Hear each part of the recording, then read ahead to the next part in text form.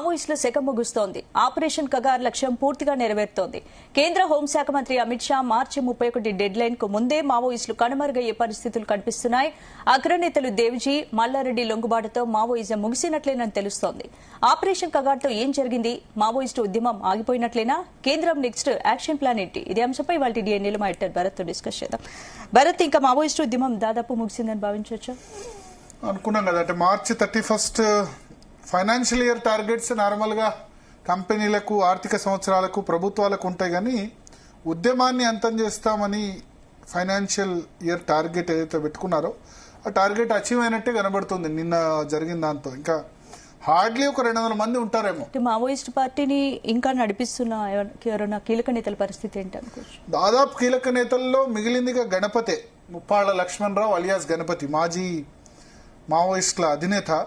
ఆయన ఇప్పుడు ఇంటర్నేషనల్ దానికి ఉన్నారు. ఆయన తప్ప నాకు ప్రామినెంట్ ఫిగర్స్ పెద్దగా కనిపించట్లేదు. ఇంకా ఎక్కడున్నారు ఇప్పుడు నంబాల కేశవరావు మొన్నటి వరకు ఉండే మావోయిస్ట్ పార్టీ అధినేత, ఆయన చనిపోయారు. ఆ తర్వాత ఇప్పుడు దేవ్జీ కూడా లొంగిపోయినారు.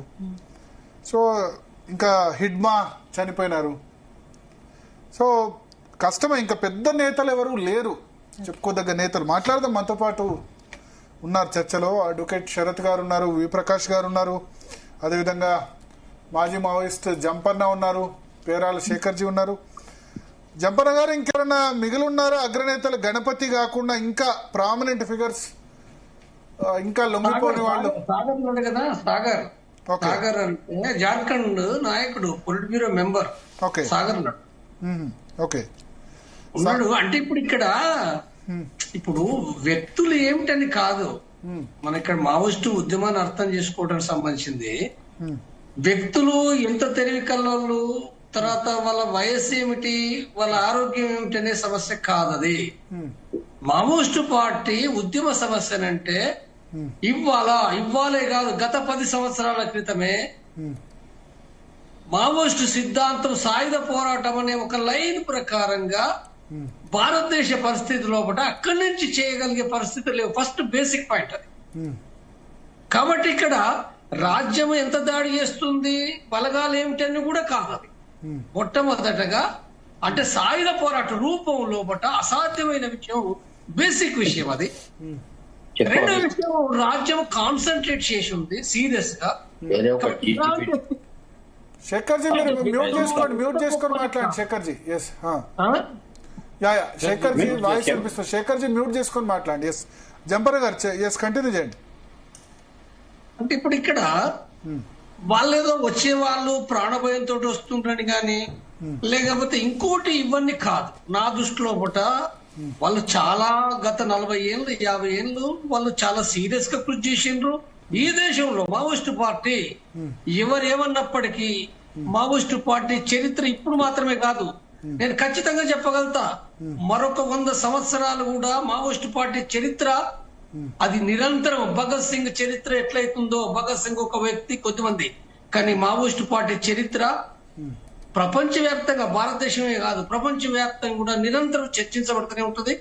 కాబట్టి ఇవాళ వాళ్ళు రావడం అనేది ఉందో, వాస్తవంగా పరిస్థితులు మారిపోయినప్పుడు వాళ్ళ ఆ రూపాన్ని మార్చుకోవాల్సిన అవసరం ముందే ఉండే. 10 సంవత్సరాల క్రితం 10 సంవత్సరాల క్రితం గనక పార్టీ గనక నిర్ణయించుకుంటే, ఆ రూపాన్ని మార్చుకుంటే చాలా మంది అందులో కూడా అనేకమైన, అంటే చాలా అకుంఠితమైన దీక్ష, నిస్వార్థమైన సేవ, ఒక గొప్ప పట్టుదల, ఒక త్యాగశీలత, ఒక నిజాయితీ కలిగిన వాళ్ళు, ప్రజల కోసం పనిచేసే ఒక నాయకత్వం ఏదైతుందో అంటే అది కోల్పోయింది. అయితే ఇవాళ అంటే గత అక్టోబర్ 15 నుంచి ఎవరైతే వచ్చిండ్రో, సాయుధ పోరాట విరమణ చేసి ఎవరైతే వచ్చిండ్రో వాళ్ళు గాని, అంటే దాదాపుగా ఆ సంఖ్య ఇప్పుడు దేవ్జీ లొంగుబాట లేకపోతే పట్టుకున్నారా? మన వాళ్ళు ఆసిఫాబాద్ అడవుల్లో పట్టుకున్నారు అని చెప్పారు మొదలు. ఎందుకంటే నిన్న మొన్న బ్రేక్ మన అక్కడి నుంచి వచ్చే ఏంటంటే అది లొంగుబాటు కాదు, వాళ్ళని పట్టుకున్నారు, వాళ్ళని ప్రవేశపెట్టండి ఇమీడియట్ గా అని కూడా చెప్పారు. సో మీరేమంటారు? ఆసిఫాబాద్ వైపు ఎందుకు వచ్చారు? తెలంగాణలో లొంగిపోదామని వచ్చారా, లేదంటే అక్కడ ఛత్తీస్గఢ్లో ఇంకా కర్రెగుట్టల్లో పరిస్థితి బాగాలేదని వచ్చారా? ఇది బలవంతపు లొంగుబాట, స్వచ్ఛందపు లొంగుబాట, ఏమనిపిస్తుంది మీకు? మొదటగా నేను 2 పాయింట్స్ చెప్తానండి ఇందులో. అరెస్టు అనే దానికి, అరెస్ట్ అనేది మనం తర్కిస్తే, అంటే నాకు ఆ మిలిటరీ విషయాలు తెలుసు కాబట్టి, అంటే ఒక సీసీ మెంబర్స్ ఒక సంఖ్యలో ఉంటారు. సరే గతంలాగా అంత లేకపోవచ్చు, 40-50 మంది ఉంటారు కాబట్టి మరి పోలీసు బలగాలు వచ్చినప్పుడు వాళ్ళు కాల్పులు చేస్తారు, వీళ్ళు కాల్పులు చేస్తారు. కాల్పులు చేయకుంటే ఏం ఉండదు. అది అదే ఎంతమంది చనిపోయారు, ఎంతమంది గాయపడ్డారు అనేది వేరు విషయాలు. కానీ అసలు ఏమీ లేవు. ఏమీ లేకపోవడే కాదు, విచిత్రంగా అసలు ఏ పాయింట్లో జరిగింది, ఎట్లా జరిగింది ఏమీ లేకుండా నిన్న సాయంత్రము అంతే. గత 4 రోజుల నుంచి సరెండర్ అని వార్తలు చాలా దేశవ్యాప్తంగా వస్తుంటే అరెస్టులు అన్నారు. తర్వాత అసలు ఇంకో ముఖ్యమైన విషయం ఏంటంటే, నిన్న ఛత్తీస్గఢ్ ఉప ముఖ్యమంత్రి విజయ్ శర్మ చాలా స్పష్టంగా చెప్పింది ఏంటంటే, అంటే Maoist party general secretary Devji, తర్వాత మరో సీసీ మెంబర్ మల్లరాజ్ రెడ్డి సరెండర్ అయ్యిందనే విషయం తను చెప్పాడు. అంటే ఒక డిప్యూటీ సీఎం పత్రికా విలేకరుల సమావేశంలో తనకు ఆధారాలు లేకుండా చెప్పరు కదా, ఇది చెప్పరు. కాబట్టి ఇక్కడ అంటే యాక్చువల్ గా ఇది సరెండరే. సరెండర్ అనేది ఉందో సరే, వాళ్ళు ఏమనుకుంటున్నారు, ఇప్పుడు బయట ప్రకటించిన వాళ్ళు ఎందుకు ప్రకటించారు అనేది ఆ వివాదం కంటే కూడా సరెండర్ కావడం అనేది మధ్యవర్తులు తెలంగాణ ప్రభుత్వం మధ్యవర్తుల ద్వారానా ఉండొచ్చు. అది మధ్యవర్తులు లేకుంటే ఏది జరగదు. అది తప్పనిసరిగా ఒకటి వచ్చింది, హిడ్మా ఆంధ్రప్రదేశ్ ప్రభుత్వం నమ్ముకున్నాడు, తెలంగాణ గవర్నమెంట్ నమ్ముకుంటే బాగుండేది. ఇక్కడ రేవంత్ రెడ్డి గవర్నమెంట్ కొంత లొంగుబాటును వాళ్ళు ప్రోత్సహించారు ఈ ఎన్కౌంటర్లు వాటికంటే అని కూడా అంటున్నారు. నేను నమ్మటం లేదండి. నేను ఇడుమా అనేది సరెండర్ కాదు. అది ఇడుమా కాదు. ఒక 50 మంది సరెండర్ అయ్యేందుకు కోసం వస్తే కాల్చారు. సరెండర్ కాదండి, వాళ్ళు పోయి అక్కడ రక్షణ తీసుకోవడానికి పోయిండ్రు, అరెస్ట్ అయిన వాళ్ళు అంతే. అరెస్ట్ అయిన తర్వాత దాన్ని ఎన్కౌంటర్ చేశారు అక్కడ. వాస్తవంగా అక్కడ ఆయనను ఇడుమని గాని వాళ్ళని గాని అంటే మిగిలిన వాళ్ళు ఆధారపరిచిండ్రు. అంటే ఆయనను కోర్టుకు ఆధారపరచాల్సి ఉండే, కానీ అట్లా జరగలేదు. కానీ ఇక్కడికి వచ్చే వరకు మాత్రం ఇది ఇప్పుడు వీళ్ళు సరెండర్ తప్పు కాదు, ఏలనేయాల్సింది ఏమీ లేదు, అందులో ఒకటి అవమానం ఏం లేదు. వాళ్ళు చేయాలనుకుంటే ఇప్పుడు వాళ్ళు చేయాలి కూడా. వాళ్ళు నా ఉద్దేశంలో స్పష్టంగా చెప్పేది, వాళ్ళు వచ్చి ఈ సమాజంలో ఈ సమాజాన్ని మార్చడానికి అక్కడ ఎట్లయితే చేసారో ఇక్కడ కూడా చేయాలి. తుపాకుతో కాదు, తుపాకు లేకుండా చేయాలనేది ఉందో తప్పనిసరిగా చేయాలి. అవసరం కూడా సమాజంలో కూడా ప్రజలు కోరుకుంటున్నారు. ప్రకాష్ గారు ఒక నిమిషం, ప్రకాష్ గారు మీకేమైనా ఇన్ఫర్మేషన్ ఉందా దీనిలో? జపన్న చెప్పేదే కరెక్ట్ అండి. ఎందుకంటే తెలంగాణ అయితే సేఫ్, ఇక్కడ సరెండర్ ను చూపెడతారు. వేరే దగ్గర అయితే తీసుకుపోయి మళ్ళీ ఎన్కౌంటర్ చేసే ప్రమాదం ఉంది. ఎందుకంటే ఇక్కడ బీజేపీ ప్రభుత్వం లేదు. అన్ని విషయాల్లో అమిత్ షాకు అడుగులకు మడుగులు వచ్చే పరిస్థితి కూడా లేదు ఇక్కడ. కాబట్టి అది ఖచ్చితంగా వాళ్ళు సరెండర్ కావాలనే ఉద్దేశంతోనే వచ్చారు. ఇది సేఫ్ వే అనుకున్నారు. ఇక్కడ కనుక సరెండర్ అయితే బెటర్ అని చెప్పి అనుకున్నారు. ఎందుకంటే ఇడ్మా ఆంధ్రలో ఎన్కౌంటర్ అయింది కాబట్టి అక్కడ సేఫ్ కాదు అని అనుకున్నారు. మీరే చెప్పారు ఎట్లా షెల్టర్ దాని గురించి. ఇడ్మా సరెండర్ కాదు, Hidma is arrest. Hidma arrest అది ఎట్లా జరిగింది ఏంది అనేది కూడా చాలా వరకు బయటకు వచ్చింది. ఆయన అక్కడ షెల్టర్ కోసం డిఫరెంట్ ఏరియాస్ పోతున్నప్పుడు ఆ ఇన్ఫర్మేషన్ ఆధారంగా అంటే అందులో ఉన్న వాళ్ళల్లో ఒక్కొక్కటి ఇచ్చిన ఇన్ఫర్మేషన్ కావచ్చు అని నేను అనుకుంటున్నాను. వాళ్ళ పర్సెప్షన్ ఏమో వాళ్ళు ఒక ఎవరో కాంట్రాక్టర్ పట్టించాడు, ఆ కాంట్రాక్టర్ సంగతి చూస్తామని చెప్పేసి వాళ్ళు స్టేట్మెంట్ ఇచ్చారు. బట్ నాకున్న సమాచారం ఏంటంటే ఒక కోవర్ట్ వల్ల జరిగిందని నేను అనుకుంటున్నా, ఇన్ఫర్మేషన్ లీక్ కావడము. సో అట్లా చాలాసార్లు నమ్మించి ఇడ్మా బయటకు వచ్చేదాకా ఓపిక పట్టి ఆ బయటకు వచ్చిన తర్వాత మెయిన్ టార్గెట్ కంప్లీట్ అయింది కాబట్టి చేశారు అనేది మనకున్న సమాచారం. ఇక్కడ మాత్రం ఇది ఖచ్చితంగా అయితే ఒకటి నాకు శుభ పరిణామం ఏం కనబడుతుందంటే, అంటే ఒక పెద్ద తోటను ఒక విత్తనంలో చూడగలిగేవాడే విజనరీ. సో ఇది ఒక క్వాలిటేటివ్ చేంజ్ మావోయిస్ట్ మూవ్మెంట్ లో. మావోయిస్టు ఉద్యమం ఆగిపోదు, మావోయిస్టు పోరాట రూపం మారుతుందే తప్ప మావోయిస్టులు లేకుండా పోరు. అమిత్ షాకు ఆశాభంగం కావడం అనేది ఖాయం. కాకపోతే లా అండ్ ఆర్డర్ ఇష్యూస్ అనేవి ఇంతకుముందు వచ్చినట్టుగా రాకపోవచ్చు. అంటే చంపడం కానీ, పేల్చడం కానీ, పోలీసులను చంపడం కానీ, ఇట్లాంటి ఇన్ఫార్మర్ల పేరుతో హత్యలు కానీ ఇట్లాంటివి ఏమి ఉండవు. కానీ దాని సారం అనేది ఒక మంచి క్వాలిటేటివ్ చేంజ్ అనేది ఇప్పుడు జరగబోతున్నది. ఇది ఒక 30 ఏళ్ల కింద రావాల్సింది ఆలస్యంగానైనా ఇప్పుడు ఒక మంచి ఉద్యమాన్ని మనం రాబోయే రోజుల్లో చూడబోతాం. ఎందుకంటే ప్రజల కోసం ప్రాణం ఇచ్చే వాళ్ళు ప్రజల మధ్యకు ఉద్యమ రూపంలో వచ్చినట్టయితే ఈ దేశం అంతకంటే దేశానికి వస్తే కావాల్సింది అయిపోతుండే కదా ఇన్ని ప్రాణాలు పోకముందే. అంటే వాళ్ళకుండే ఇబ్బందులు వాళ్ళకుంటాయి. 10 ఏళ్ల క్రితం వస్తే బాగుండేది. 10 ఏళ్ళు కాదు, 2003 నుంచే ఆలోచన అందులో ఉందని వేణుగోపాల్ చెప్తున్నాడు. 2003 నుంచే ఇటువంటి ఆలోచన 2003లో మన జంపన్న అప్పుడు అండర్ గ్రౌండ్ లో ఉండాలనుకుంటా. ఉందా ఆలోచన? ఉన్నాడు అండర్ గ్రౌండ్. ఆ తర్వాత 10 ఏళ్ళు కూడా అండర్ గ్రౌండ్ లో ఉన్నాడు. ఎప్పుడు మీరు లొంగిపోయింది జంపన్న గారు? 2017 వరకు ఉన్నా. 2000 నుంచి సీసీ మెంబర్ నేను. 17 సంవత్సరాలు సీసీ మెంబర్ ఉన్నా నేను. ఆ మీటింగ్ లో సంబంధించిన అన్ని కంప్లీట్ నాకు తెలుసు. అప్పటి నుంచి ఆలోచన ఉందా? 2003 నుంచి ఆలోచన ఉందా బయటికి రావాలి అన్నది? లేదండి. అప్పుడు బయటికి వచ్చే ఆలోచనలు ఎక్కడ ఎవరికి లేవు, సోనుకు లేవు, ఎవరికి లేవు.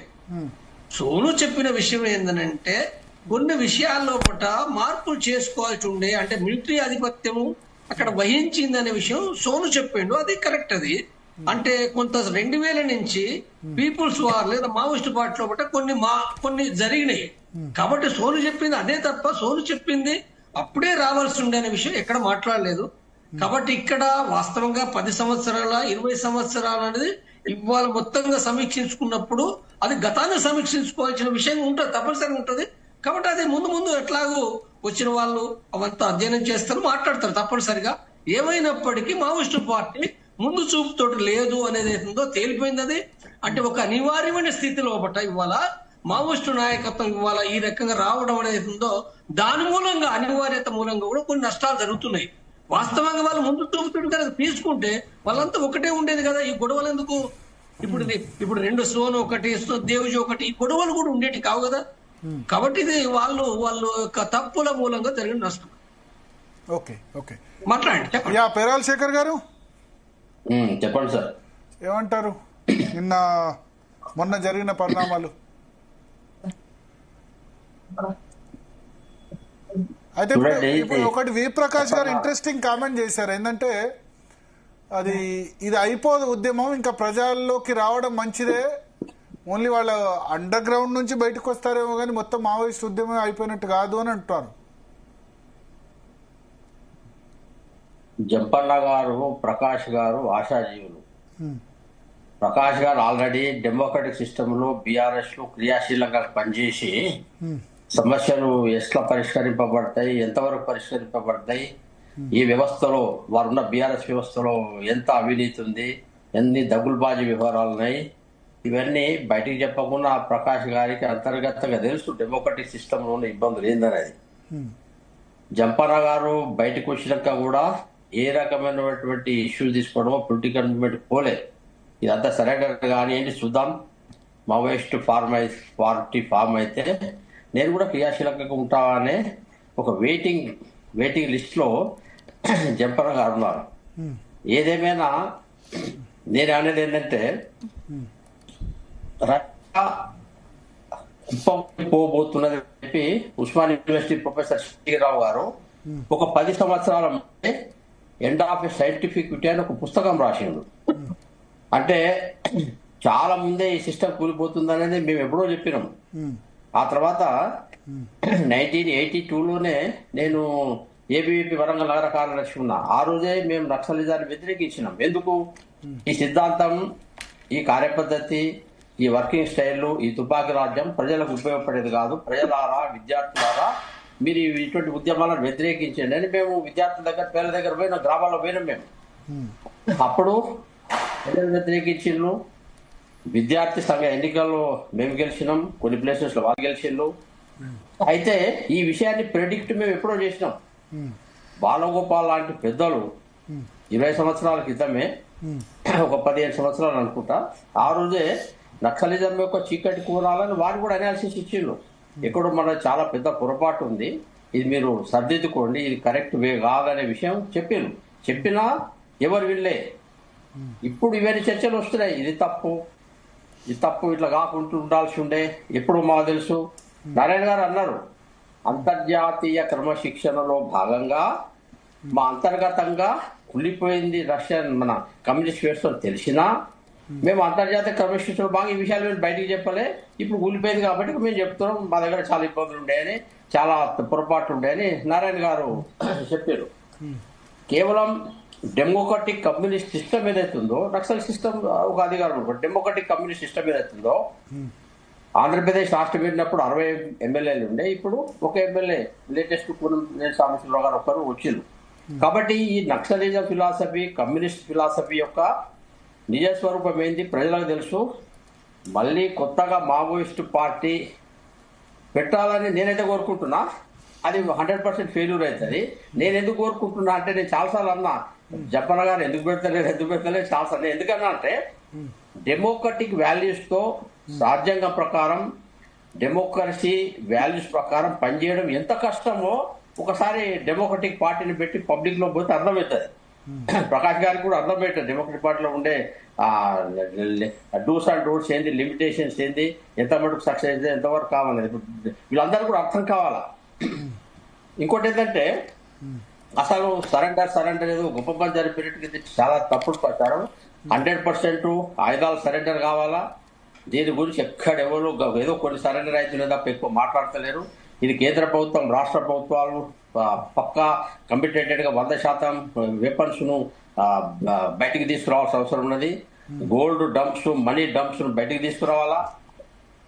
అయితే ఇవన్నీ కనుక వస్తేనే మళ్ళీ స్ప్లింటర్ గ్రూప్స్ లేకుంటే నయీం లాంటి వ్యవస్థలో లేకుంటే అస్సాంలో సరెండర్డ్ అల్ఫా పేరు మీద అదొక పెద్ద మాఫియా సామ్రాజ్యం తయారైంది. ఇప్పుడు చట్టబద్ధమైనటువంటి మాఫియాలు నయీంలు, చట్టబద్ధ మాఫియాలు సల్ఫాలు ఇవన్నీ తయారైనాయి.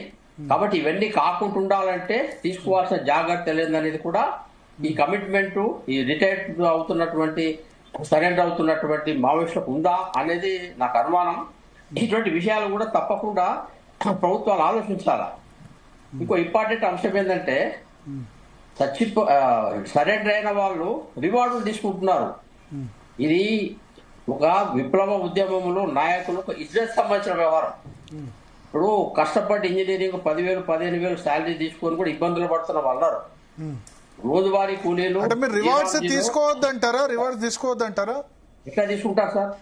ఒక ఐడియాలజికల్ మూవ్మెంట్ లో బతకడం ఎట్లా చాలా తప్పది. ఎట్లా 40-50 ఏళ్ళు అండర్ గ్రౌండ్ లో ఉన్నారు, ఇప్పుడు పనులు ఏదైతే వ్యవస్థకు వ్యతిరేకంగా పోరాటం విషయంలో ఏదైతే వ్యవస్థ తప్పన్నారో, ఏ కమిట్మెంట్ తో వేలాది మందికి చావు కారణమైనలో చంపినలో చచ్చిపోయిన వీరు చంపిన ఫ్యామిలీస్ కు డబ్బులు ఇచ్చారండి. దాదాపు 25-26 వేల మంది చచ్చిపోయారు రకరకాల వాళ్ళు. పోలీస్ ఫ్యామిలీస్ ప్రభుత్వాలకు తిట్టి నక్సలైట్లు చంపినటువంటి ఫ్యామిలీస్ లో కాలు చేతులు అంగవైకలు ఉన్న వాళ్ళు వేలాది మంది ఉన్నారు కదా, వాళ్ళ ప్రభుత్వాలు డబ్బులు ఇచ్చినాయండి. నేను ఏమంటున్నా అంటే ఎంత ఇజ్జత్ అండి. అంటే రివార్డ్ సిస్టమ్ ఒక చిన్న ఇంటరప్షన్ వ్యక్తి అయితే ప్రకాష్ ఒక్క నిమిషం, ఒక సిగ్గు లేని వ్యక్తి అయితే ఐడియాలజీ లేని వ్యక్తి అయితేనే ఒక్క నిమిషం డబ్బులు తీసుకోవద్దారు. చాలా భరత్ గారు 100% తీసుకోవాలండి. ఎందుకంటే వేణుగోపాల్ గారు స్పష్టం చేశారు, ఈ డబ్బును మేము ప్రజా ఉద్యమ నిర్మాణానికి వాడతాం, నా సొంత అవసరాలకు వాడము అని చెప్పాడు. నేను కూడా అందరిని ఏమంటున్నా అంటే చిన్న కార్యకర్త నుంచి పెద్దవాళ్ళ దాకా డబ్బులు తీసుకోవాలి. గాంధీ పద్ధతి మనకు పనికిరాదు. రేపు ఖచ్చితంగా మన ఉద్యమ నిర్మాణానికి డబ్బును వాడుకోవాలి. లేదా లౌక్యం అండి, లౌక్యం గాంధీ మహాత్ములు లేరిల్లా ఉండకూడదు.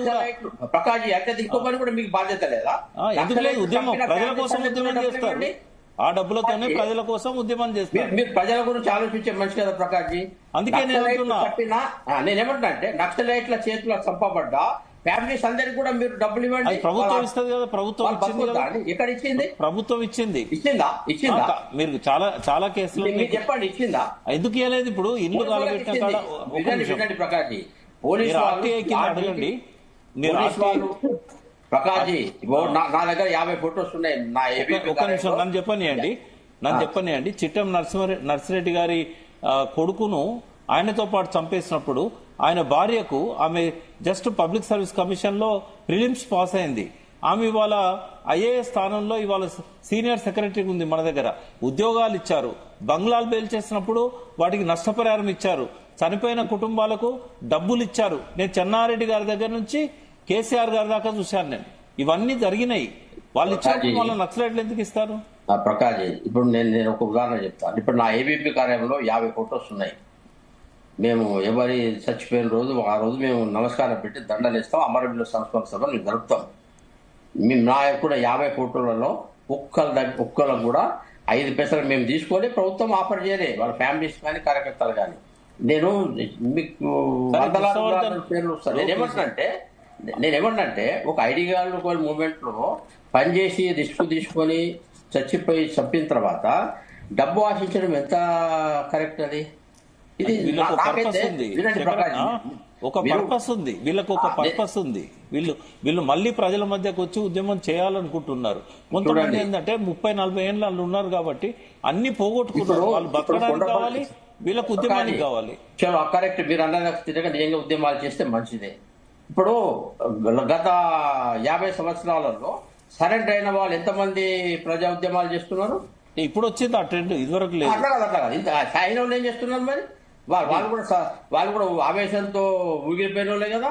వాళ్ళందరూ ఖాళీ ఎత్తుకున్నారు. ప్రజానాయకులు ఎందుకు కాలే? వాళ్ళ ఇష్టం ఇష్యూలు తీసుకొని పబ్లిక్ ఇష్యూలు ఎందుకు కాలే? ఎంతమంది ఆయన చెప్పండి. శరత్ గారు ఆ రకంగా శరత్ గారు మీ వ్యూ ఏంటి రివార్డ్స్ మీద? రివార్డ్స్ లొంగిపోయిన వాళ్ళకి కాదు, మావోయిస్టుల చేతిలో చనిపోయిన వాళ్ళకి ఇవ్వాలి అని అంటారు శేఖర్జీ. సార్ ఒక్క విషయం సార్, ఇప్పుడు శేఖర్ గారు మాట్లాడేది ఓకే ఫైన్, అది కూడా వినొచ్చు, అదొక ఫ్యాసెట్ ఆఫ్ ఆర్గ్యుమెంట్. కానీ వాళ్ళు అడుక్కున్నారా? దేహి అని బతిలాడినారా? బిచ్చం ఎత్తుకున్నారా? అదని అప్పటి ప్రభుత్వాలు ఒక రకంగా జనజీవన స్రవంతిలో చేర్పించడానికి వాళ్ళతో చర్చలని ఒక భాగంగా తీసుకున్నారు. అట్లా అంటే మరి రాజీవ్ గాంధీ నేతృత్వంలో అస్సాం ఎడ్యుకేటర్స్ తో డిస్కషన్స్ పెట్టినాడు, ఎంఎన్ఎఫ్ వాళ్ళతో డిస్కషన్స్ పెట్టినాడు, తర్వాత మిజో నేషనల్ ఫ్రంట్, ఇట్లా రకరకాల వాళ్ళతో చర్చలు జరిపి కాంగ్రెస్ ఒక విధానం తీసుకున్నది. అప్పటి కాంగ్రెస్ ఏమని అంటే చర్చల ద్వారా ఈ ఎక్స్ట్రీమిజంను ఇది చేయొచ్చు, ఎండ్ చేయొచ్చు అనేటువంటి ఒక ఆలోచన చేసినారు. దానిలో కొనసాగింపుగానే రేవంత్ రెడ్డి గారు కూడా కొంత మధ్య మార్గంగా మీరు ఎవరైనా సరెండర్ అయితే రండి, ఇక్కడ మేము we will provide a safe place for your surrender అనేటువంటి యాంగిల్లో తీసుకొచ్చినారు. తర్వాత అప్పుడు కూడా ఇట్లనే ఆఫర్ చేస్తున్నారు. అప్పుడే ప్రభుత్వాలు కూడా ఎవరెవరి మీద డబ్బులు ఉన్నాయో అవి మీకే ఇస్తాము, మీరు స్థిరపడగలరు, మీరు జీవితంలో అంధకారం ఉంది, ఇక మాకు భవిష్యత్తు లేదు, చచ్చినా బతికినా ఇందులోనే ఉండాలా అనేటువంటి భావనకు రాకండి, మిమ్మల్ని ఆదరిస్తాం, గౌరవిస్తాం, మీ ఐడియాలజీ పట్ల మాకు గౌరవం ఉంది అనే ఒక గౌరవ భావంతో చర్చలకు పిలిచినారు తప్ప ఇదేదో పట్టుకుని వచ్చి డిస్కషన్లు చేసి ఇది వ్యవహారాలు చేసినట్టు కాదు. లేదా శేఖరరావు గారి దగ్గర నుంచో లేదా నా దగ్గర నుంచో మీ దగ్గర నుంచో గుంజి వాళ్ళకి ఇయ్యలేదు. అట్లా చూస్తే ఈ సోకాల్డ్ డెమోక్రటిక్ వాల్యూస్ తో ఉన్న లీడర్లు దోచుకున్న డబ్బులతో పోలిస్తే అది ఎంత ఉందండి? నాటి ఇట్ ఈస్ ఇన్ వెరీ చాలా అతి తక్కువ రేంజ్ లో ఉంటది. ఇక సరే, ఇక వీళ్ళు అంటారు ఏది ఏబీపీ వాళ్ళు కొద్దిగా ఏమంటారంటే మా దాంట్లో ఉన్న వాళ్ళు మేము ఐడియాలజీకి కమిట్ అయినాము, మేము చంపబడితే పైసలు తీసుకోలేదు, మేము అడగలేదు. అది అంటే వీళ్ళకి అప్పుడు ఎవడు ఆఫర్ చేయలేదు, ఎవడు ఇచ్చినవాడు లేదు, తీసుకున్నవాడు లేదు. కాబట్టి నేనేమంటున్నానంటే చచ్చిపోయిన ఫ్యామిలీస్ ను భరత్జీ చనిపోయిన ఫ్యామిలీస్ నుంచి 50 మంది ఫ్యామిలీస్ ని మీరు స్టూడియోలో కూర్చుండబెట్టండి. చచ్చిపోయిన వాళ్ళ ఇప్పుడు సరెండర్ వాళ్ళకు పైసలు ఇస్తున్నారు, మీరు చనిపోయిన ఫ్యామిలీస్ ఉన్నారు కదా, మీ అభిప్రాయం చెప్పండి వాళ్ళని అడగండి. వాళ్ళ బాధ అప్పుడు వాళ్ళు చెప్తారు. ఎందుకంటే ఇది డిస్కషన్ జరగాల. మీరు అన్నట్టుగా నా అభిప్రాయం ఇది, మీ అభిప్రాయం ఇది. ఇప్పుడు దీన్ని ప్రజల మధ్యన ప్రజాభిప్రాయం మీరు మధ్యలో కట్ చేశారు సార్, నన్ను కంప్లీట్ చేయనీయలేదు. ఇప్పుడు చాలా రాష్ట్రాలలో బీజేపీ పాలిత రాష్ట్రాలు ఉన్నాయి కదా దేశంలో, మరి వాళ్ళని ఇవ్వమనండి డబ్బులు. ఏమైంది? డబ్బులు లేవా వాళ్ళ దగ్గర? పైసలు లేవా? వాళ్ళ నిజంగానే ఆదుకోవాలని ఆనాటి మొగ్గలే కదా ఈనాటి పూలు కాయలైన తీసుకోవడం అనేది నక్సలైట్ నాయకులకు సరైన పద్ధతి అని ప్రశ్న. సార్ ఇప్పుడు ఏమీ చేయని వాళ్ళం మనం మాట్లాడొచ్చు సార్ మైకుల ముందడ. మీరు నేను ఏం సాక్రిఫైస్ చేయలేదు, ఏదో అట్లా పెరిఫెరల్ గా సూపర్ఫిషియల్ గా మాట్లాడినాడు, మనం ఏదైనా మాట్లాడవచ్చు. కానీ అక్కడ ఉద్యమంలో ఉండి వ్యవహారాలు చేసి మంచి చెడ్డ కష్టం సుఖం అనుభవించాడు. వాళ్ళు ఏమైనా హంసతూలిక తల్పాల మీద ఉన్నారా సార్? ఏబీపీ కార్యకర్తలంతా బాగా డబ్బున్న దొరల పిల్లలు, రెడ్ల పిల్లలు. ఎవరు సార్? మేము యూనివర్సిటీలో చూడలేదా? చాలా ఘోరం సార్. నేను చూడండి వాళ్ళ విలాసవంతమైన ఏబీపీ ఇప్పుడు కడియం రాజు దళిత బిడ్డ చనిపోయినాడు. చాలా తక్కువ మంది సార్, చాలా తక్కువ. మేము యూనివర్సిటీలో ఉన్న రోజులలో అప్పుడైతే ఏబీవీపీ నాయకులందరూ చాలా ఆర్థికంగా సుసంపన్నమైన నక్సలైట్ ఉద్యమంలో కానీ లేకపోతే రాడికల్ స్టూడెంట్స్ లో మాతో పాటు కానీ మురళీ మనోహర్ గారు వాస్తవం. మురళీ మనోహర్ గారు ఇప్పుడు మీరు అంటారు కదా, రెడ్డి బిడ్డ కాదు, వెల్మ బిడ్డ కాదు, అగ్ర కులాల బిడ్డ కాదు, ఆయన జాతీయ అధ్యక్షుడు అయినాడు. ఆయన బ్యాక్వర్డ్ క్యాస్ట్ నుంచి వచ్చేయినాడు. చెప్తున్నా కడియం రాజు మొన్ననే చనిపోయినారు. చెప్తున్నా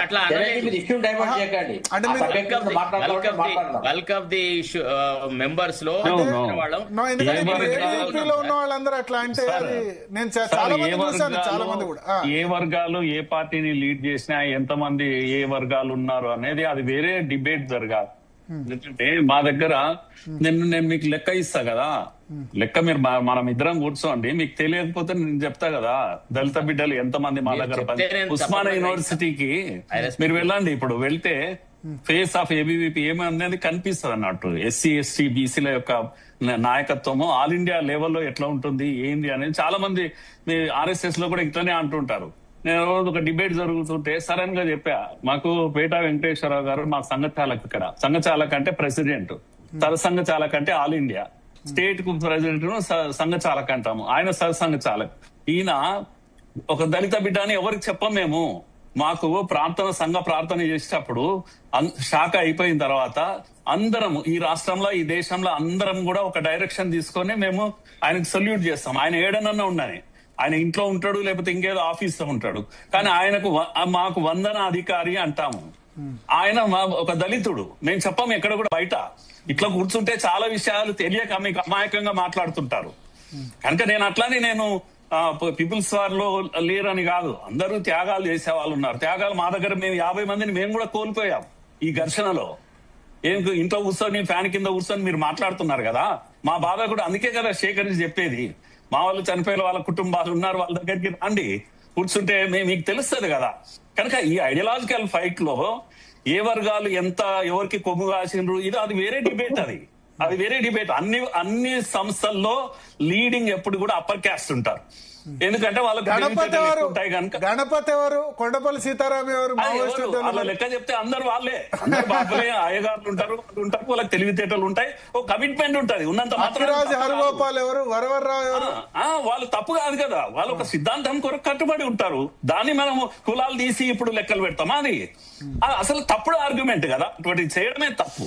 అన్ని సంస్థలు సిద్ధాంతానికి కట్టుబడి ఉన్న సంస్థల్లో అన్ని వర్గాలు. శరత్ గారు ఏబీపీ ఎగ్జాంపుల్, మురళీ మనోహర్ గారు పూర్వ జాతీయ నేషనల్ ప్రెసిడెంట్, ఆయన is not from upper caste family కదా చెప్తారంటే. సార్ ఒక్క విషయం సార్, మన ప్యానెల్ లోనే ఉన్నారు ఆయన. కాదండి, కాదు. నా తర్వాత డాక్టర్ సుబ్బయ్య అయ్యాడు, ఆయన కూడా నిమ్న వర్గాల నుంచి వచ్చాడు, సౌత్ ఇండియా నుంచి, తమిళనాడు నుంచి పోయి ఆల్ ఇండియా ప్రెసిడెంట్ అయ్యాడు. మీకు లెక్కలు కావాలి.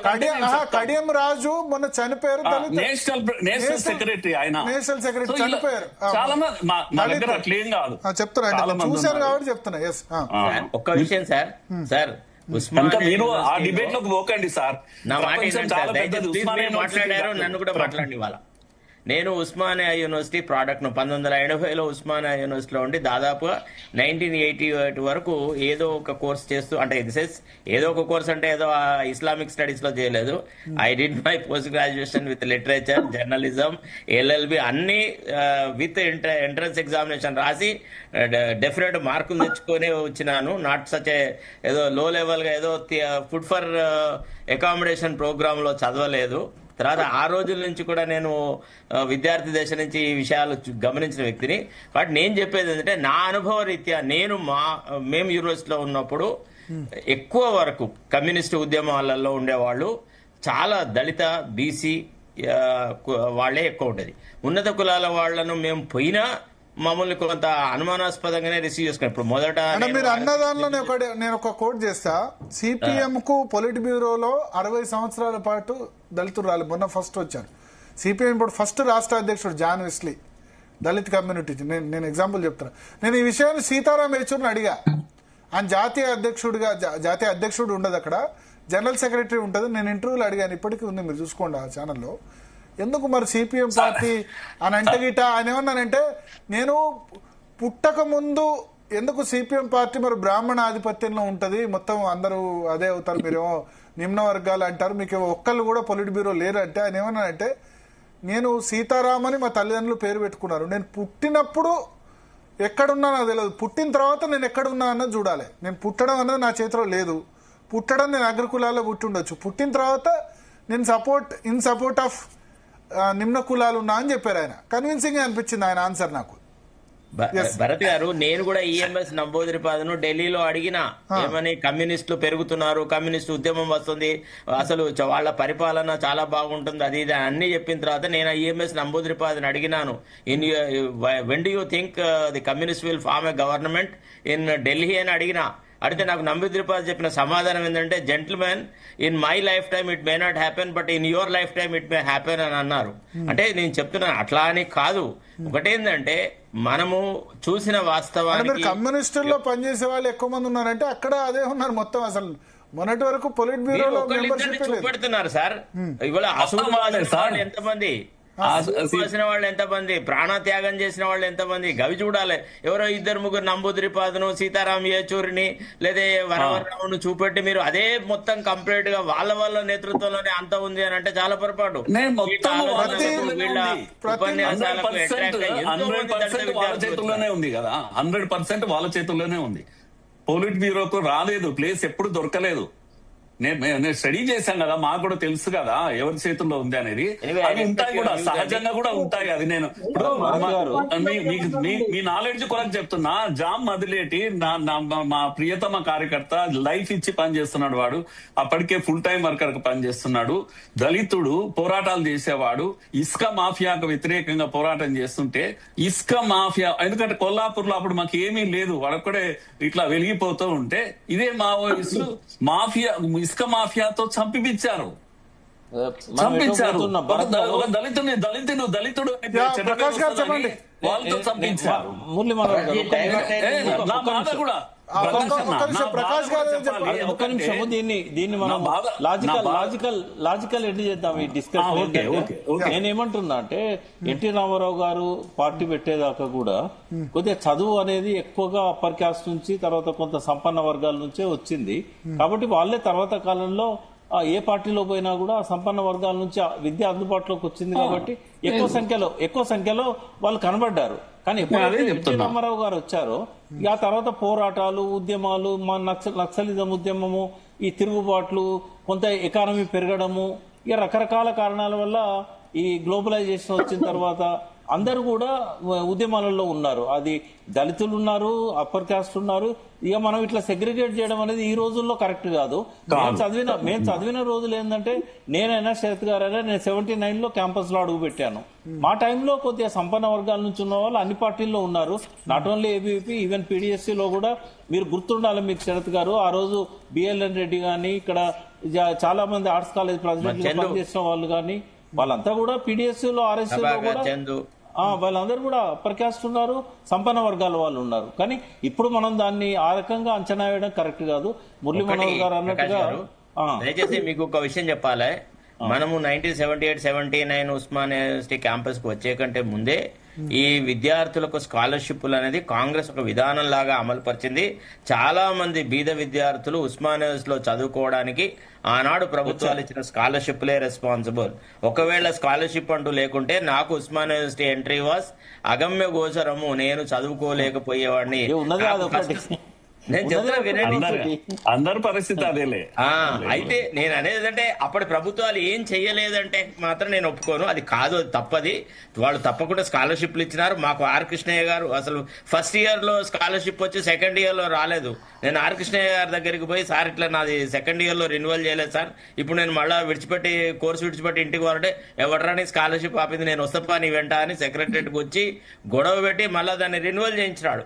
కాబట్టి మనం ఇప్పుడు వాస్తవం ఏంటంటే, ఆనాడున్న వనరుల ప్రకారంగా వాళ్ళు విద్యార్థులకు చాలా దళిత వర్గాలకు కానీ, బీసీ వర్గాలకు చాలా మంది, మా ప్రొఫెసర్లే ఎంతో మంది దళితులు ఉండేవాళ్ళు సార్. అట్లా లేరని నేను అనట్లేదు.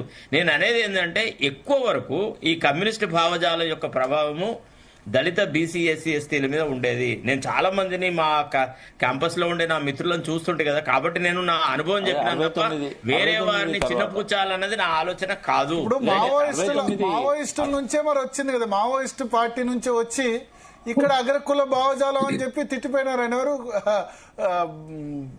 పేరు గుర్తుకు రావట్లేదు. అంతేందుకు ఇప్పుడు మమ్మల్ని తింటారా? ఒకటండి అక్కడ సార్ మమ్మల్ని చెప్పాలి. నేను ఒక్క నిమిషం జోక్యం చేసుకుంటే ఇందులో చెప్పండి. ఒకటేంటంటే ఇప్పుడు సరే, ఇప్పుడు మావోయిస్టుల్లో కులతత్వం ఉండేనా? నేను అదే విషయం గతంలో కూడా ఇదే జీ న్యూస్ లో చెప్పిన మురళీ మనోహర్ గారికి తెలిసి ఉండాలి ఈ విషయం. వాస్తవంగా సరే, ఒక విమర్శ కమ్యూనిస్టు పార్టీ లోపల విమర్శ, దాన్ని నేను యాక్సెప్ట్ చేస్తాను.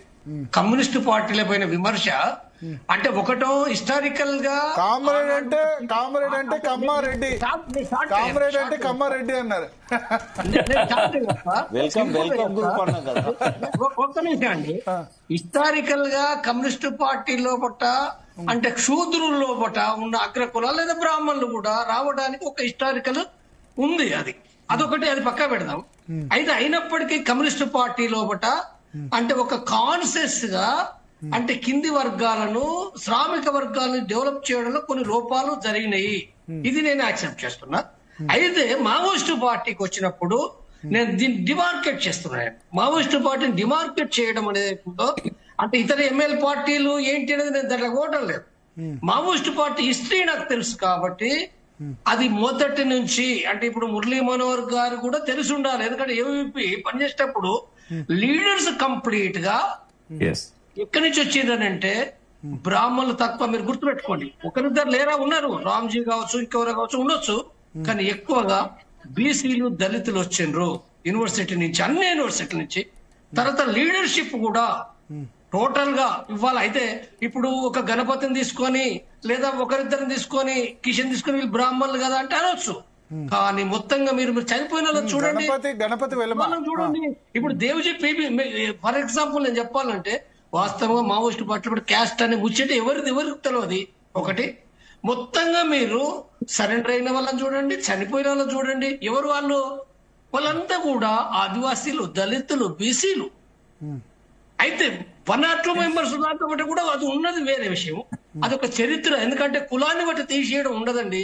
మావోయిస్టు పార్టీ యొక్క అవగాహన ఏంటంటే ఆ మొత్తం లీడర్షిప్ చేసేదాన్ని బట్టి ఉంటుంది తప్ప విధానాలు ఉంటాయి. విధానాలు కూడా ఏ వర్గానికి ఉపయోగపడుతున్నాయి అనుకున్నప్పుడు స్పష్టంగా ఒక సాయుధ పోరాటం పక్కకు పెడదాం. సరే, కొన్ని తప్పులు హింస దాంట్లో కూడా తప్పులు ఉన్నాయి. అది నేను మా పార్టీ కూడా ఒప్పుకున్న విషయాలు, వేరే విషయాలు. కానీ అది కంప్లీట్ గా బేసికల్ గా దళితుల కాడికి పోవాలి, బీసీల కాడికి పోవాలి, తర్వాత ఆ సమస్యలు తీసుకోవాలనేది కొండపల్లి సీతారామయ్య వెరీ కాన్షియస్డ్ అంటే కమ్యూనిస్ట్ పార్టీ చరిత్ర నుంచి గుణపాఠాలు తీసుకున్న దాని నుంచి ఆయన రాసిండు. కాబట్టి ఇక్కడ మావోయిస్టు పార్టీని అంటే ఇప్పుడు సరే సిపిఐ ఇప్పుడు ఏం మారుతుంది అనేది పక్క పెడతాం, నేను ఇప్పుడు అలా పోను.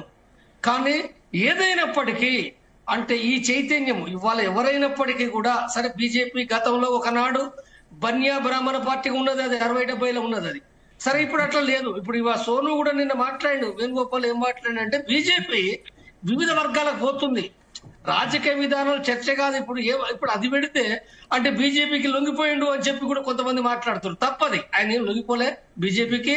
బీజేపీ విధానాలు వేరు, వేణు విధానాలు వేరే. ఆయన చెప్పిన విషయం ఏంటంటే బీజేపీ సైతం కూడా వివిధ వర్గాలకు పోతుంది అనే విషయాన్ని స్పష్టంగా చెప్పిండు. వాస్తవమే అది. దళితులు, బీసీలు కూడా బీజేపీలో చాలా మంది వచ్చేసారు. అంటే ఎక్కడ అయిపోయింది మావోయిస్టు పార్టీ వాస్తవంగా చాలా డెవలప్ అయ్యేది ఉండే. కానీ ఎక్కడైతే సాయుధ పోరాటంలో కూడా అక్కడ ఉండి అడవికి పరిమితం అయిపోయిందో, ఎవరైతే రావాలనో రాలేదు అది బయట నుంచి. కాబట్టి అది వేరు కారణాలు జరిగిన సమస్య. కాబట్టి ఇది ఏదైతుందో ఈ విమర్శలు ఏదైతుందో బయట నుంచి వచ్చే విమర్శ కానీ ఎవరిదైనా కానీ మావోయిస్టు పార్టీకి సంబంధించిన దాంట్లో పనిచేసిన వాళ్ళు స్వీకరించాలి, అంతకంటే ఏం లేదు. తర్వాత నేను ఇంకొక విషయం చెప్పేది ఏంటంటే, నేను షార్ట్ గా చెప్పేది, ఎందుకంటే ఇప్పుడు ప్రభుత్వ పథకాలకు సంబంధించింది అంటే మళ్ళీ ఒకసారి డిబేట్ చేద్దాం. కానీ నేను చెప్పేది ఏంటంటే ఆల్రెడీ ప్రకాష్ గారు చెప్పిండ్రు, శరత్ గారు చెప్పిండ్రు. అంటే మన శేఖర్ గారు లేవనెత్తిన పాయింట్ నేనేమి డైరెక్ట్ వ్యతిరేకించడం లేదు. రైటే, కరెక్టే. బీజేపీ, ఏబీపీ లోపల బాధితులు ఉన్నారు కదా, చేయలేదు కదా అంటే ఫ్యాక్ట్. కొంతమంది జరగని మాట కూడా వాస్తవమే, నాకు తెలుసు అది వాస్తవమే. కాబట్టి అది అంటే ఇప్పుడు ఇక్కడ నేనేమంటున్నంటే ఒక కమ్యూనిస్ట్ నాయకుడిగా నేను మాట్లాడే విషయం ఏంటంటే మావోయిస్టులు ఎప్పుడు కూడా మాకు ఇవి ఇవ్వని శరత్ గారు చెప్పిండు, కోరలేదు, ఎప్పుడు కోరలేదు. ఏ యొక్క అంటే మాకు రివార్డు ఇవ్వాలని ఎన్నడూ కోరలే. ఇది రాజ్యం ఏదైతుందో, రాజ్యం ఇవాళ కాంగ్రెస్ తర్వాత బీజేపీ కూడా చేస్తుంది కదా. బీజేపీ చేయడం, బీజేపీ కాదు, నా దృష్టిలో తప్పనిసరిగా ఒక రాజ్యం ఏదైతుందో తప్పనిసరి చేస్తారు. ఎందుకు అని అంటే ఒక తిరుగుబాటును అంచడానికి అదొక మెథడు, తిరుగుబాటును అంచడానికి మెథడ్ అది. కాబట్టి తప్పనిసరిగా రివార్డ్స్ ఇవ్వడం, రకరకాలు చేయడం అనేది అది చేస్తుంది. కాబట్టి ఇక్కడ ఇప్పుడు అమిత్ షా స్పష్టంగా చెప్పింది కదా, నేను రెడ్ కార్పెట్ పరుస్తా, పునరావాసం చేస్తాము, మేము భూమి ఇస్తాము, ఇల్లు ఇస్తామని చెప్పి అమిత్ షా అనేక సార్లు మాట్లాడిండు. ఇప్పుడు కాబట్టి ఇక్కడ ఇప్పుడు రాజ్యం అనేది మనం ఎంత చర్చించినా రాజ్యం అనేది ఉందో చాలా అందులో అనేక మంది ఆలోచన పనులు ఉంటారు, వాళ్ళు చేస్తారు. కాబట్టి ఇక్కడ అంటే సీఎం దీన్ని పోటీ పెట్టడం అనేది ఉందో, పోటీ పెట్టడం అనేది కోరొచ్చు, కోరాలి కూడా. నష్టపోయిన వాళ్ళ విషయంలో కూడా జరగని ఉన్నాయి కాబట్టి అది కోరాల్సిందే. కాబట్టి పోరాటాలు, తిరుగుబాటు ఉన్నంత కాలము ప్రపంచవ్యాప్తంగా ఇది ఉంటుందండి.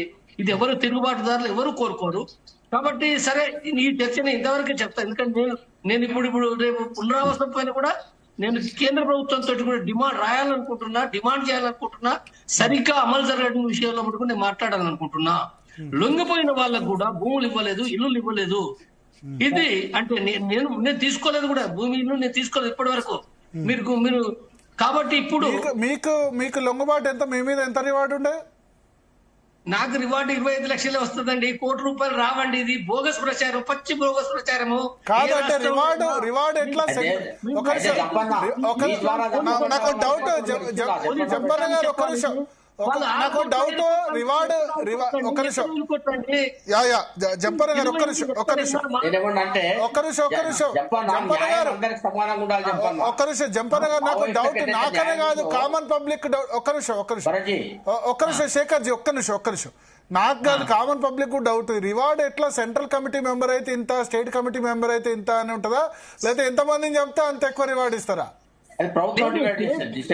ప్రభుత్వము గత ప్రభుత్వాలే అంటే సెంట్రల్ కమిటీకి, స్టేట్ కమిటీకి, జిల్లా కమిటీకి వేరు స్థాయిలో బట్ట నిర్ణయించింది. ఓకే, అది అంటే ఇప్పుడు కొద్ది డిఫరెన్స్ ఏంటంటే, అంటే ఒకనాడు కాంగ్రెస్ ప్రభుత్వం, కేంద్ర ప్రభుత్వం ఉన్నప్పుడు నిర్ణయించిన విషయాలు, కొన్ని స్టేట్ లో కొద్ది డిఫరెన్స్ అంటే 1,00,000, 2 లక్షలు డిఫరెన్స్ కమిటీ మెంబర్స్ బట్టి అంతే తప్ప ఎక్కువ మందిని చంపితే అది చాలా ఎక్కువ మంది పోలీసులు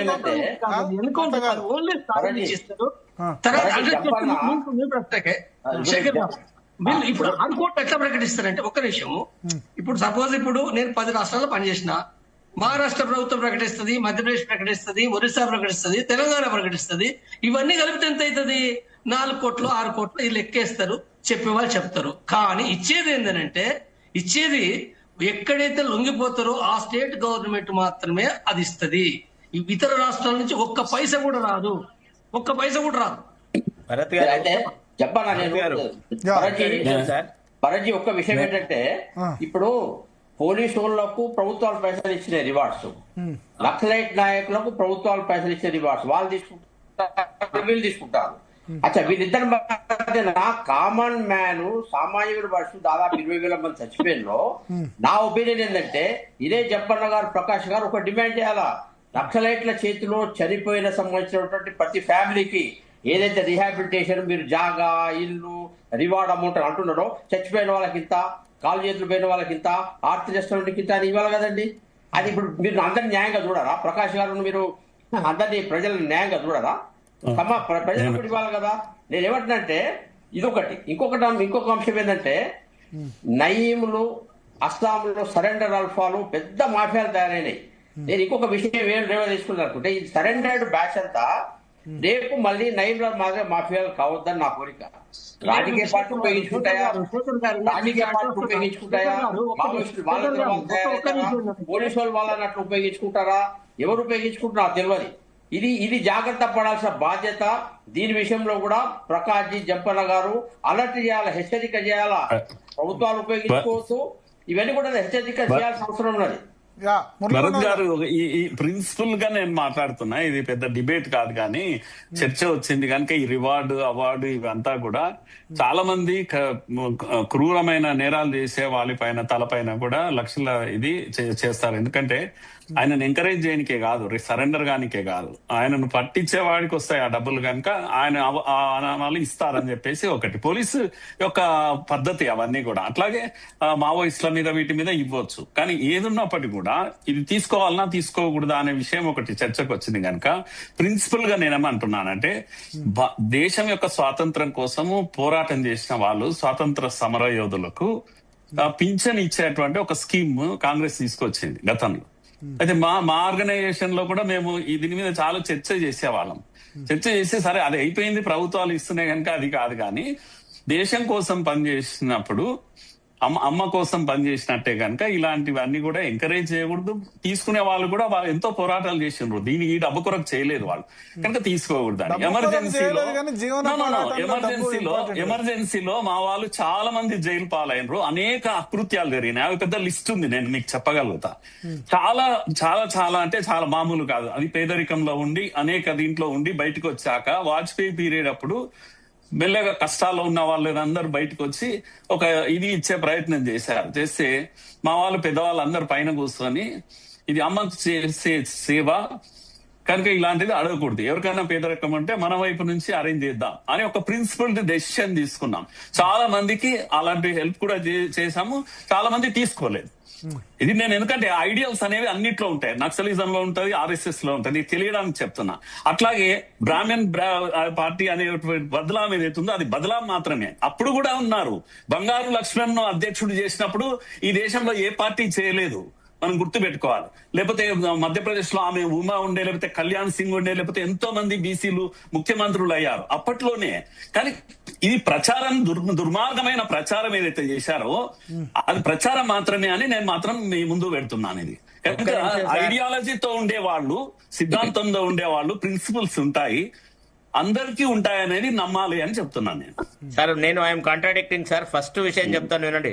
first BJP president Atal Bihari Vajpayee, second president LK Advani, third మీ వెంకయ్య నాయుడు, మీరు తర్వాత నితిన్ గడ్కరీ. సార్ మీరు కొద్దిగా ఏ పార్టీ చెప్తారు కూడా తిప్పండి సార్, అన్ని పార్టీలే చెప్పండి.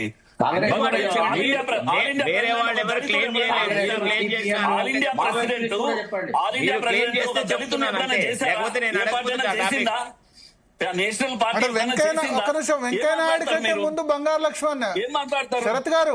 వెంకయ్య నాయుడు కంటే ముందు బంగారు లక్ష్మణ్ కదా ఆయన ఎంత ఎట్లా పని చేసినారు? కళ్యాణ్ సింగ్ ఉత్తరప్రదేశ్ ముఖ్యమంత్రి అయ్యాడు ఆ రోజులలో. పీపుల్స్ వారకు 82 లోపట సత్యమూర్తి సెక్రటరీ, జనరల్ సెక్రటరీ. గుర్తుపెట్టుకోండి, 82 లోపట సత్యమూర్తి జనరల్ సెక్రటరీ. కానీ ఆయన సత్యమూర్తి బయటకు వచ్చి ఆరోపణ చేశారు కదా. సత్యమూర్తి కులతత్వం ఉందని ఆయనే కదా ఆరోపణ చేసింది. దళితులు నిమ్న వర్గాలు ఒక ఇంప్రెషన్ లో ఉన్నారు. మా కొరకు పేదల కోసం ఈ కమ్యూనిస్టులు మాట్లాడుతుంటారు కనుక ఏదన్నా చేస్తారని కమ్యూనిజం సత్యమూర్తి కదా బయటకు వచ్చి ఆరోపణ చేసింది. భుజం వాళ్ళైంది, తుపాకీ మీద అయింది కనుక వాళ్ళు బ్రతకలేకపోయినారు. ఇప్పుడు సొంతంగా 2 కాళ్ళ మీద నిలబడడం నేర్చుకున్నారు వాళ్ళు. మనం అంతా కూడా చూపుడు వేలు చూస్తున్నాం, సూర్యుని చూడాలి, చూపుడు వేలు చూడొద్దండి దయచేసి. భరత్ గారు ఒక విషయం చెప్తారు, నా అనుభవము. అటల్ బిహారీ వాజ్పేయి తర్వాత ఎల్కే ఆడ్వాణి గారు ప్రెసిడెంట్ అయినారు. అయితే ఆయన నేను ఢిల్లీలో ప్రశ్న అడిగిన, you are not such a famous figure or a glamorous figure like Atal Bihari Vajpayee, you have a lacklustre face అని నేను ఆ పదం వాడినా. ఆడ్వాణి గారికి చాలా కోపం, you call me lacklustre but I still agree with you that I'm not so popular as Atal Bihari Vajpayee, but I always take advice from him and run the government, run the party అని చెప్పినారు. అంటే మనము మన ఆ ప్యాటర్న్ ఆఫ్ లైఫ్ లో ఒక నిబద్ధత ఉండిందండి ఆ తరంలో. ఇప్పుడు ప్రజెంట్ గా వస్తున్నటువంటి పార్టీ కార్యకర్తల్లో ఏ పార్టీలో అయినా, అది భారతీయ జనతా పార్టీ కానివ్వండి, కాంగ్రెస్ కానివ్వండి, లేదా టీఆర్ఎస్ కానివ్వండి, ఎవరన్నా కానివ్వండి, ఇప్పటి రాజకీయాల్లో వచ్చిన మార్పు ఏంటంటే కార్యకర్త కాదు, వాడు వచ్చేది మొత్తం ఎట్లా ప్రజల సొమ్మును దోచుకోవాలి, దండుకోవాలా అనేటువంటి ఒక మూల ఉద్దేశాలతో వస్తున్నారు. ఎప్పుడైతే ఈ కుటుంబ పాలన అనేది వచ్చిందో, కుటుంబాలను గౌరవించడం వచ్చిందో, అప్పటి నుంచి ఈ దోపిడీ అనేది స్టార్ట్ అయింది. మావోయిస్టులలో అయితే ఇంకేదో పార్టీలలో కుటుంబ పాలన ఉందా సార్? ఆ ప్రశ్న సమాధానం చెప్పగలరా? భరణి దేనికోలేదు. ఇప్పుడు శరత్ అదే గారు అదే ఇక్కడ తీసుకోండి సార్. ఈ పార్టీలలో ఏ కుటుంబాల నుంచి ఎవడెవడు వస్తున్నాడు, ఏబీపీలో అదే నేను చెప్తున్నా సరే, పార్టీలో సుష్మా స్వరాజ్ పోతే ఆమె కూతురు ఏబీపీలో నేననే చెప్తున్నా, అరే, అదేం చెప్పింది మీరు సార్ మావోయిస్ట్ మీరు? అన్నప్పుడు చెప్తున్నా అరే, ఇప్పుడు ఆడ ఈడ ఒకరిద్దరు ఏబీపీలో లేదు, కష్టపడి పార్టీలో సంఘలో లేదు, పనిచేసి దాన్ని పట్టుకొని కుటుంబ పాలన అంటారా? సంఘలో లేదు, ఏబీపీలో లేదు, పార్టీలో కుటుంబ కుటుంబాల చేతిలో పాలన. పార్టీలో ఉంది. నేను ఏదో కాంగ్రెస్ తో అర్థంగా పోలిస్తే మీరు మాట్లాడతారు చాలా శరత్ గారు. తక్కువ. మీరైతే మీరు కాంగ్రెస్ తో పోలిస్తే బీజేపీలో బీజేపీ కుటుంబం ఎంకరేజ్ చేస్తారా? నేను అనలేదు, నేను ఏం అట్లా అనలేదు. నేను మాట్లాడుతున్నారు? అన్న మాట ఏంటంటే ఎవరో చెప్పారు కదా ఎగ్జాంపుల్ ఒకటి. నేను చెప్తాను వినండి దయచేసి. నేను అన్నది ఏంటంటే ఒక జనరేషన్ తర్వాత అదే కుటుంబంలోంచి ఇంకో జనరేషన్ కి ఇచ్చినటువంటి ఘనత బీజేపీకి ఉంది. కాంగ్రెస్ కి అట్లా కాదు. కాంగ్రెస్ లో భార్య భర్తలు అరే కొడుకులు పార్టీ వాళ్ళు చేతిలో పెట్టుకుంటారు, ఒక కుటుంబం చేతిలో అది I agree with you. Regional parties I can draw the distinction. నేను అట్లా అనట్లేదు. దాంట్లోకి వెళ్ళి It is not my- Bharani No, it is not my uncharitable comment that BJP కుటుంబ పార్టీ అని నేను అనలేదు. నేను అనేది ఏంటంటే ఈ పార్టీలలో ఈ భరణి ఇప్పుడు అందరి మధ్య కుటుంబ పాలన వ్యవస్థ ఉంది అని అన్నాను అంతే.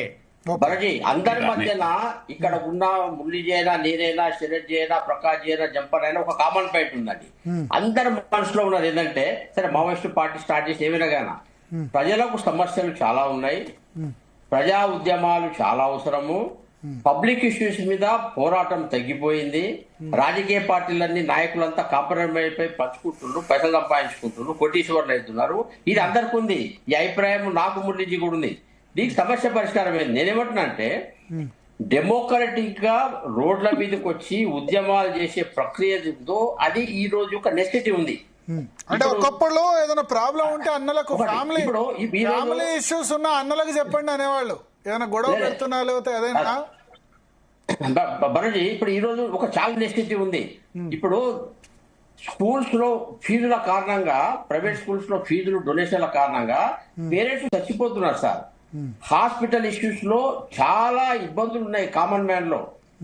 హైడ్రా పేరు మీద ఏదో 30 ఏళ్ల క్రితం రిజిస్ట్రేషన్ చేసుకున్నది వాళ్ళ కళ్ళ ముందు కూలబెట్టుకుంటే ఏ పొలిటికల్ పార్టీ వాళ్ళని ఆపలేకపోతుంది. పేద ప్రజల స్లమ్, గ్రామీణ పేదలు కానీ పట్టణ పేదలు కానీ యొక్క సమస్యలు విపరీతంగా ఉన్నాయి. నిరుద్యోగ సమస్య ఉంది. ఇట్లా మనం డిస్ట్రిబ్యూట్ చేస్తే ఒక 50 సమస్యలు వస్తాయి. రాజకీయ పార్టీలన్నీ కాంప్రమైజ్ అయినాయి. రాజకీయ పార్టీలన్నీ ముఖ్య నాయకులు మొత్తం కోటీశ్వర్లు. ఎక్కడ మంచిదేవులలో పెద్ద పెద్ద ఇండస్ట్రీ కట్టుకుందామా, జూబ్లీస్ లో పోదామా, ఇది కామన్ ఫ్యాక్ట్. విషయం చెప్పారు సార్. నేను ఏమంటున్నా అంటే పబ్లిక్ ఇష్యూస్ విషయంలో ఒక్క నిమిషం సార్, పోరాటం చేసే వ్యవస్థ ఉంది. కరెక్ట్ చెప్తున్నారు సార్. మీరు ఇంత ఇప్పుడు మీరు మాట్లాడిన విషయాల్ని వాటికి జోడించండి. మీరు ఏమన్నారంటే కమ్యూనిజం ఫెయిల్ అని విషయాలే లొంగిపోయిన మావోయిస్టులు, రిటైర్డ్ మావోయిస్టులు కానీ మనందరం కానీ ఇగో ఈ పబ్లిక్ ఇష్యూస్ తీసుకొని అయితే రాజకీయ పార్టీ ఆధారంగా కానీ లేకుంటే నాన్ పొలిటికల్ కానీ ఇష్యూస్ తీసుకొని పోరాటం చేయడం అనేది ఈ పరిస్థితి లేదు. ఇప్పుడు విద్యార్థి సంఘాలకు ఎన్నికలు పెట్టాలి. విద్యార్థి సంఘాలకు ఎన్నికలు పెట్టాలి.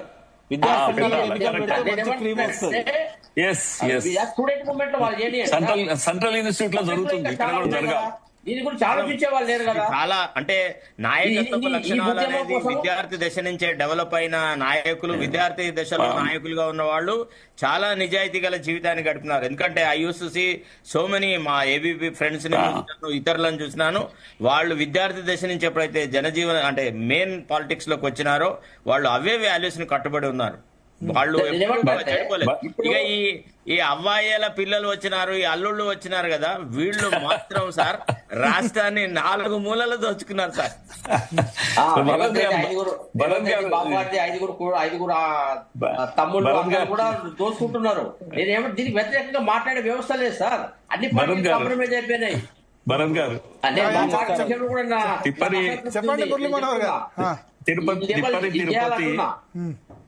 సార్ ఇది డిబేట్ వేరే పోతుంది.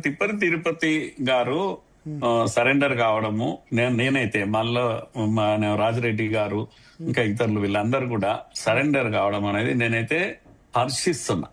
నాకు ఎంత ఆనందంగా ఉందో అంత ఆనందంగా ఉంది. ఎందుకంటే ఇడ్మా ప్రాణం పోయినప్పుడు కూడా నేను హ్యాపీగా లేను. తిరుపతి కూడా ఏడబోతుందో అనే ఒక భయం ఉండే. ఒక దళిత నాయకుడు మావోయిస్టులకు ఆల్ ఇండియా లీడర్ కావడం అనేది అదొక అద్భుతం. అది ఆయన చావకూడదని కోరిక ఉండే, అది నెరవేరుతున్నందుకు నాకు చాలా హ్యాపీగా ఉంది. అట్లాగే మిగతా వాళ్ళు, తెలుగు వాళ్ళు ఇంకా కొందరు దాంట్లో పనిచేసి సమయం ఇచ్చి పనిచేసిన గణపతి దగ్గర నుంచి నరహరి, చొక్కారావు, లేకపోతే వార్తాశేఖరు, జోడి రత్నబాబు, వీళ్ళంతా పెద్ద బ్యాచ్ ఉంది. వీళ్ళందరూ కూడా ఏ ప్రాణహాని జరగకుండా జాగ్రత్తగా సరెండర్ కావాలని నా కోరిక. అట్లాగే ఈ ప్రభుత్వము చాలా బాగా అమిత్ షాకు సహకరిస్తుంది. వీళ్ళందరి ప్రాణాలు పోకుండా సరెండర్ జనస్రవంతిలోకి తీసుకురావడానికి కేంద్రము వీళ్ళతో కనెక్ట్ అయ్యి, ఇక్కడున్న పోలీస్ ఆఫీసర్ తో కనెక్ట్ అయ్యి చేయిస్తుందని నాకున్న సమాచారం చాలా పక్కగా. కనుక మినిమైజ్ చేయాలి చావులు అనేది. రెండవ పాయింట్ ఏంటంటే, ఇలా కావడం వల్ల అనవసరంగా ప్రజెంట్ యూత్ కూడా ఇంకేదో ఉంది దీంట్లో, అనవసరంగా వీళ్ళని చంపారు కనుక మేము పోవాలి, తుపాకులు పట్టుకోవాలి అనేటువంటి ఇది లేకుండా పోతుంది. సరెండర్ కావడం వల్ల మెసేజ్ ఏం పోతుంది అంటే, సాయుధ పోరాటం సరైంది కాదనే మెసేజ్ కూడా పోతుంది. కనుక రాష్ట్రం గాని దేశం గాని ప్రశాంతంగా ఉంటుంది. తప్పకుండా వీళ్ళ యొక్క నాయకత్వంలో ప్రజా సమస్యల పైన యాక్టివ్ గా వీళ్ళందరూ ఉండాలి, మనం కూడా ఉండాలి, అందరం ఉండాలి. నిజాయితీగా పనిచేసే వాళ్ళు, ముఖ్యంగా సిద్ధాంతానికి కట్టుబడే వాళ్ళు ఎప్పుడు కూడా ఏ పార్టీలో ఉన్నా కూడా వాళ్ళు చావకూడదు, వాళ్ళు బ్రతికే ఉండాలి, ప్రజల మధ్యలో ఉండాలి అనేది నా కోరిక అండి. ఇది we are all supporting you. So మీ కోరికనే అందరి కోరిక. ఈ టాపిక్ కంక్లూడ్ చేద్దాం. So next MPTC, ZPTC election సంబంధించి క్యాబినెట్ నిర్ణయం రాబోతుంది. శరత్ గారు, వి ప్రకాష్ గారు ఉండండి. Thank you. మురళీ మనోహర్ గారు, జంపన్న గారు, అదేవిధంగా పేరాల శేఖర్ గారు. సో మొత్తానికి స్పందన ఒకటి, మావోయిస్టులు లొంగుబాట పట్టడం అన్నది మంచి పరిణామం. నిజంగానే మార్చి 31లోగా ఎన్కౌంటర్లో కాకుండా మావోయిస్టులు అందరూ కూడా లొంగిపోయి, ఈ మావోయిస్ట్ పార్టీ నుంచి లొంగిపోయిన వారి తదుపరి ప్రణాళిక ఏమిటి అంటే, వాళ్ళు ప్రజా ఉద్యమాలు చేసుకోవచ్చు, వాళ్ళ సిద్ధాంతాన్ని ప్రాపగేట్ చేసుకోవచ్చు. వాళ్ళు ఏదైతే సిద్ధాంతాలు నమ్మారో ఎలక్షన్లో పోటీ చేయొచ్చు. ఎలక్షన్లో పోటీ చేయకుండా పబ్లిక్లో తిరుగుతూ సెమినార్స్ ఇవన్నీ నిర్వహిస్తూ ప్రజలను ఎడ్యుకేట్ చేయొచ్చు. పూర్తిగా మావోయిస్ట్ ఉద్యమం ఫెయిల్ అని చెప్పలేం. కొన్నిటి పరిష్కారం దొరికింది. కొంత ఏమంటారు, అప్పట్లో చాలా మంది నమ్మారు. ఏది చెప్పుకున్నా, బాధలు కష్టాలు ఏమున్నా ప్రభుత్వాలు వినకపోతే అన్నలకు చెప్పుకునేవాళ్ళు. సో ఇప్పుడు అవేర్నెస్ వచ్చింది, పబ్లిక్ లో అవేర్నెస్ వచ్చింది కాబట్టి డైరెక్ట్ గా ఎవరినైనా క్వశ్చన్ చేయగలుగుతున్నారు. పోలీసులైనా, ప్రజాప్రతినిధులైనా ఎవరైనా క్వశ్చన్ చేయగలుగుతున్నారు. అంతకుముందు ఆ క్వశ్చన్ చేసే పరిస్థితి లేదు. ఆ సమయంలో వాళ్ళ సమస్యలు అన్నలు అనేవాళ్ళు. సో చెప్పుకునేవాళ్ళు, నక్సల్స్ అనేవాళ్ళు, అన్నలకు వాళ్ళకి చెప్పుకునేవాళ్ళు. ఇప్పుడైతే అవసరం లేదు. ఎందుకంటే జెన్జీ యూత్ ఎవరు కూడా సెల్ ఫోను, ఇన్స్టాగ్రాము, రీల్స్ తప్ప సమాజము ఇవన్నీ ఏం పట్టింపులు లేవు. అంతేనా? మన ఇంట్లో ఏం జరుగుతుందో పట్టించుకోవట్లేదు, ఇంకా సమాజంలో ఏం జరుగుతుంది అన్నది లేదు. కాబట్టి వాళ్ళ గురించి, ఈ జనరేషన్ గురించి వాళ్ళు ప్రాణత్యాగాలు మావోయిస్టులు చేయడం అనేది శుద్ధ దండుగా. కాబట్టి వాళ్ళ సిద్ధాంతాలు ఏవైతే ఉన్నాయో ఆ సిద్ధాంతాలని ప్రజా సమూహంలో ఉండి చెప్పుకునే అవకాశం ఉంది. మిగతా వాళ్ళు కూడా లొంగిపోవాలని కోరుకుందాం. బ్రేక్ తీసుకుందాం. బ్రేక్